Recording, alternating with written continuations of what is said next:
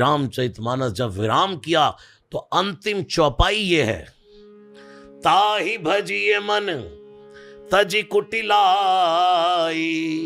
हे मेरे मन श्री राम का भजन कर, लेकिन कुटिलाई छोड़कर राम भजे, राम भजे गति के ही नहीं पाई। बताओ तो दुनिया में कौन ऐसा है जिसने राम भजा और गति ना पाई हो। और सबसे पहले तुलसीदास जी को वो गणिका याद आई, फिर लिखना शुरू करा छंद, पाई न के ही गति पतित पावन, राम भज सुन सठ मना, गणिका जामिल व्याध गीध, गजादि खल तारे घना, जाकी कृपा लवलेस ते, मति मंद तुलसीदास हो, पायो परम विश्राम। एक तुलसीदास है जिसने अपनी जिंदगी में कह दिया कि मैंने विश्राम,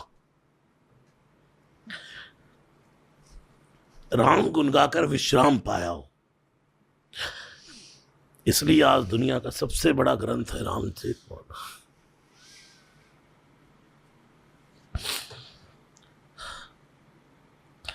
राम का अर्थ ही है विश्राम।